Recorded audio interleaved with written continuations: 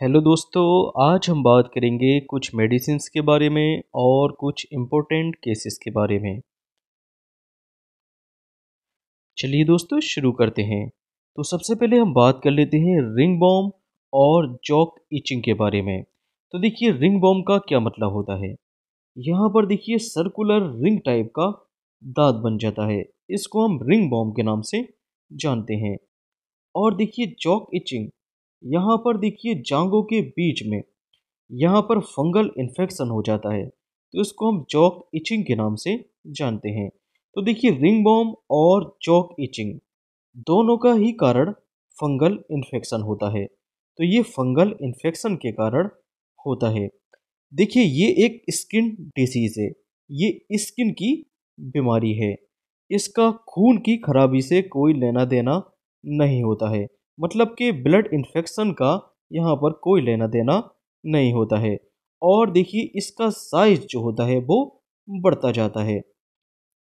Ring Baum में देखिए जो सेंट्रल पार्ट होता है वो क्लियर दिखाई पड़ता है, जैसे कि हम यहाँ पर देख पा रहे हैं, ये इसका सेंट्रल पार्ट है। सेंट्रल पार्ट क्लियर दिखाई पड़ेगा और रिंग का साइज देखिए धीरे धीरे ऐसे बढ़ता जाएगा। तो जैसे कि ये देखिए फंगल इन्फेक्शन के कारण होता है, तो यहाँ पर एंटी फंगल मेडिसिन का यूज़ किया जाता है। तो यहाँ पर देखिए कौन सी क्रीम का यूज़ करते हैं, यहाँ पर एंटी फंगल क्रीम का मतलब कि ऑइंटमेंट का यूज़ करते हैं। तो ऐसी मेडिसिन जिनके अंत में एजोल टर्म होता है वह एंटी फंगल मेडिसिन होती हैं। जैसे कि देखिए क्लोट्राइमाजोल, कीटोकोनाजोल, मिकोनाजोल, लुलिकोनाजोल, इन सभी के अंत में एजोल टर्म है। इसका मतलब ये एंटी फंगल मेडिसिन है। तो इस केस में किसी एक क्रीम का यूज कर सकते हैं। देखिए यहाँ पर ऐसी कोई क्रीम या ऑइंटमेंट का यूज ना करें जिसमें स्टेरॉयडल मेडिसिन हो। जैसे कि देखिए क्लोट्राइमाजोल के साथ यहाँ पर हाइड्रोकोर्टिसोन क्रीम है। तो ऐसी मेडिसिन जिनके अंत में सोन टर्म होता है वे स्टेरॉयडल नेचर की मेडिसिन होती हैं। नेक्स्ट यहाँ पर बात कर लेते हैं एंटी फंगल की ओरल मेडिसिन के बारे में। तो देखिए रिंग बॉम और चॉक इचिंग में कौन सी एंटी फंगल ओरल मेडिसिन का यूज़ किया जाता है। तो यहाँ पर देखिए इत्राकोनाजोल, फ्लूकोनाजोल। तो देखिए इन मेडिसिन के अंत में भी एजोल टर्म देखने को मिल रहा है। इसका मतलब ये एंटी फंगल मेडिसिन है। देखिए एजोल टर्म जो होता है वो other than anti fungal medicine में भी देखने को मिल सकता है, लेकिन मेनली एजोल टर्म यहाँ पर एंटी फंगल मेडिसिन में देखने को मिलेगा।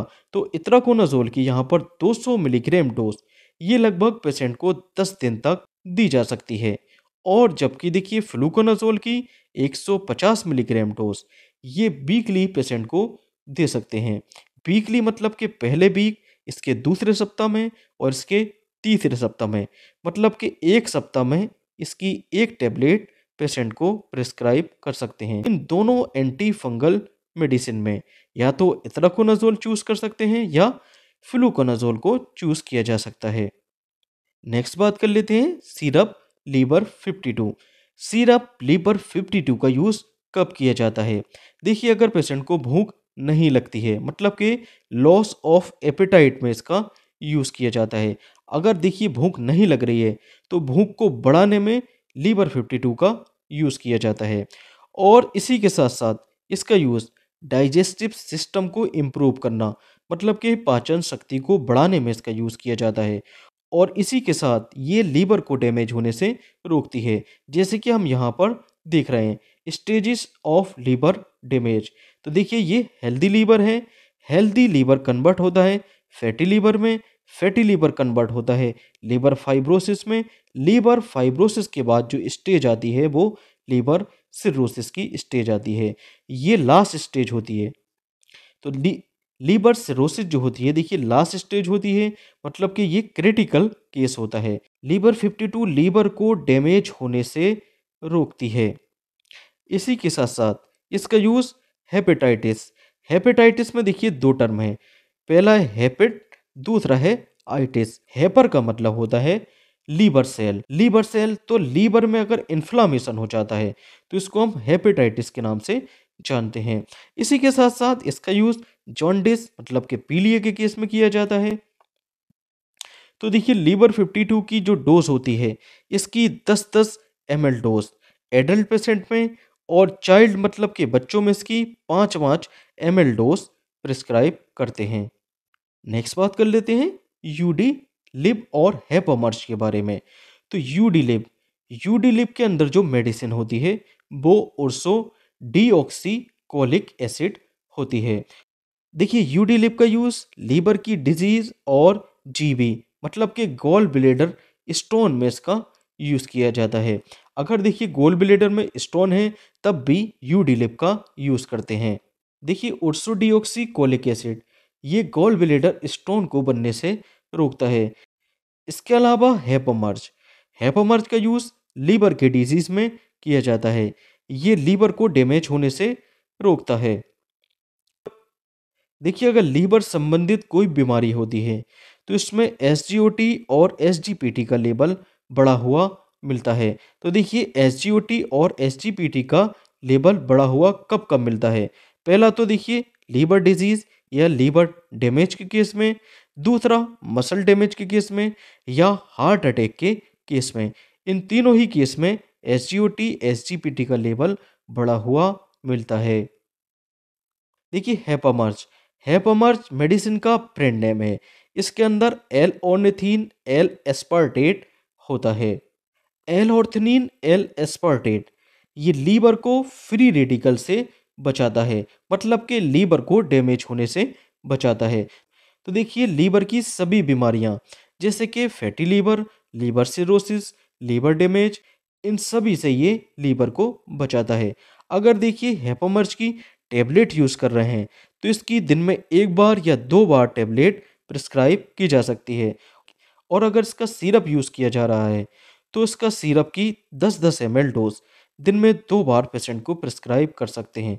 अगर इसका इंजेक्शन का यूज़ किया जा रहा है तो इसका एक या दो एम्प्यूल आईवी इन्फ्यूज़न के साथ पेशेंट को प्रिस्क्राइब करते हैं। आईवी इन्फ्यूज़न जैसे कि एनएस एनएस और इसका एक एम्प्यूल दोनों मिक्स कर कर पेशेंट को देते हैं। तो देखिए दिन में ये 2 एम्प्यूल तक पेशेंट को प्रिस्क्राइब कर सकते हैं। नेक्स्ट बात कर लेते हैं मिलाज़्मा के बारे में। तो देखिए स्किन पर इस टाइप के ब्लैक ब्लैक स्पॉट जो पड़ जाते हैं उसको हम मिलाज़्मा के नाम से जानते हैं। देखिए स्किन के अंदर होती है ये मेलेनोसाइट सेल जो हमारी बॉडी में मिलेनिन मतलब कि ब्लैक कलर प्रोवाइड करती है। तो मेलेनोसाइट जो मिलेनिन पिगमेंट मतलब कि ब्लैक कलर बनाती है, अगर ये हाइपर एक्टिव हो जाती है मतलब ये काम करना तेज कर देती है तो मिलेनिन पिगमेंट ज़्यादा बनेगा जिसके कारण मिलाज़्मा का केस देखने को मिलता है।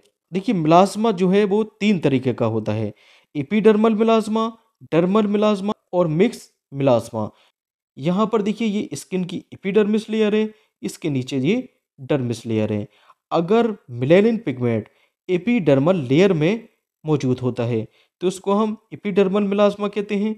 और अगर ये मिलेनिन पिगमेंट डर्मल और एपिडर्मल दोनों में है तो यहाँ पर देखिए इसको हम डर्मल मिलाज़्मा के नाम से जानते हैं। तो मिलाज़्मा के देखिए क्या क्या कारण हो सकते हैं और इसका क्या क्या ट्रीटमेंट मतलब के उपचार है। तो यहाँ पर मेनली देखिए तीन कारण से मिलाज़्मा हो सकता है। पहला अल्ट्रावायलेट एक्सपोजर, तो अल्ट्रावायलेट एक्सपोजर के कारण मिलाज़्मा हो सकता है। दूसरा हार्मोनल फैक्टर्स जैसे कि शरीर में ईस्ट्रोजन हार्मोन का लेवल बढ़ जाने के कारण, और प्रेगनेंसी में भी ये देखने को मिलता है। और वह महिला जो ओसीपीस मतलब कि ओरल कंट्रासेप्टिव पिल्स लेती हैं, इसके बाद यहाँ पर देखिए मिलाज़्मा देखने को मिल सकता है। डिलीवरी के बाद भी देखिए हार्मोनल चेंज होने के कारण मिलाज़्मा देखने को मिल सकता है। देखिए मिलाज़्मा को दूर करने के लिए कौन से ऑइंटमेंट का यूज़ किया जाता है, तो ऐसा कोई भी ऑइंटमेंट जिसमें ये मेडिसिन का कॉम्बिनेशन हो यूज़ कर सकते हैं। तो ये मेडिसिन जैसे कि हाइड्रोक्विनोन, टेरिटिनोइन और मोमेटासोन। देखिए हाइड्रोक्विनोन का यहाँ पर क्या काम होता है, ये डीपिगमेंटेड एजेंट है मतलब कि ये पिगमेंट मतलब कि ब्लैकनेस को ये कम करती है। इसके अलावा रेटिनॉइड, रेटिनॉइड मतलब कि टेरिटिनोइन, ये एक्सफोलिएशन मतलब कि स्किन के ऊपर जो पपड़ी होती है ये इसको हटाती है। इसके अलावा स्टेरॉयडल मेडिसिन मोमेटासोन, इसके अंत में देखिए सोन टर्म है, तो इसका मतलब ये स्टेरॉयडल मेडिसिन है। तो ये स्टेरॉयडल मेडिसिन रेटिनॉइड के कारण जो इन्फ्लामेशन हुआ है, जो स्किन की पपड़ी को हटाने के कारण हुआ है, उसको ये कम करती है। तो ये क्रीम देखिए रात को सोने से पहले लगाते हैं। नेक्स्ट हम बात कर लेते हैं डेक्सामेथासोन और सिप्रोहेप्टाडीन के बारे में। तो देखिए आजकल ये ट्रेंड बन गया है कि मोटा होने के लिए डेक्सामेथासोन और सिप्रोहेप्टाडीन का यूज़ किया जा रहा है। यहाँ पर हम डेक्सामेथासोन और सिप्रोहेप्टाडीन, जिसको हम प्रेक्टिन के नाम से भी जानते हैं, इसके यूजेस के बारे में बात करेंगे। तो देखिए इन दोनों मेडिसिन का कोई ड्रग इंटरेक्शन नहीं है। डेक्सामेथासोन जो कि एक स्टेरॉयडल मेडिसिन है, इसका यूज़ आर्थराइटिस, एस्थमा और ये एंटी इन्फ्लेमेटरी मेडिसिन होती है। तो इन केसेस में डेक्सामेथासोन का यूज़ किया जाता है। जबकि देखिए सिप्रोहेप्टाडीन, जिसको हम प्रेक्टिन के नाम से भी जानते हैं, ये एक एंटी हिस्टामिन मेडिसिन है। इसका यूज़ एलर्जी के केस में किया जाता है। एलर्जी में देखिए जैसे कि ईचिंग मतलब कि खुजली होना, स्वेलिंग सूजन और वहाँ पर रेडनेस हो जाना मतलब कि लाल कलर वहाँ पर हो जाना, ये एंटी एलर्जिक की तरह काम करती है, तो ये एलर्जी को कम करती है। तो देखिए ये दोनों मेडिसिन का कॉम्बिनेशन अगर हम पेशेंट को प्रोवाइड करते हैं तो पेशेंट का एपेटाइट स्टिमुलेशन हो जाता है। पेशेंट को मतलब कि भूख ज़्यादा लगने लगती है, मतलब कि भूख बढ़ने लगती है। इसी के साथ साथ इसका यूज़ एक्जिमा, टर्मेटाइटिस मतलब कि खुजली वगैरह में इसका यूज़ कर सकते हैं। तो देखिए इन दोनों मेडिसिन के कॉम्बिनेशन के क्या-क्या साइड इफ़ेक्ट्स हो सकते हैं। तो इसमें पहला है वेट गेन मतलब कि वज़न बढ़ना। देखिए ये दोनों मेडिसिन का कॉम्बिनेशन भूख बढ़ाकर वज़न बढ़ाता है। तो देखिए वेट गेन मतलब कि वज़न बढ़ना जो है वो इसका एक साइड इफ़ेक्ट है। और इसी के साथ-साथ इंक्रीज़ एपेटाइट मतलब कि भूख का बढ़ना, इंसोम्निया, नींद ना आना, नौसिया मतलब कि उल्टी, मसल वीकनेस। तो ऐसे लोग जो डेक्सामेथासोन और सिप्रोहेप्टाडीन ये लेकर मोटे होते हैं, उनकी मसल जो होती है वो कमज़ोर होती है। वो ऊपर से थुलथुले दिखने में नज़र आते हैं। बात कर लेते हैं इसकी डोज़ के बारे में। तो देखिए प्रेक्टिन मतलब कि सिप्रोहेप्टाडीन की एक-एक टैबलेट एक सुबह, एक शाम आफ्टर मील मतलब कि खाने के बाद, प्लस डेक्सामेथासोन इसकी एक टैबलेट सुबह, एक टैबलेट शाम, ये भी खाने के बाद में। इसको 20 दिन तक ले सकते हैं।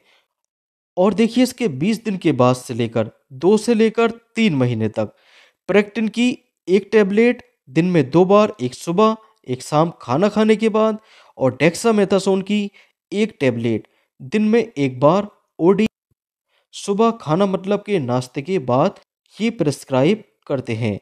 देखिए ये थेरेपी केवल और केवल प्रैक्टिस पर बेस है, क्योंकि देखिए डेक्सोना मतलब के डेक्सामेथासोन का एडवर्स इफेक्ट 14 दिन बाद देखने को मिलता है।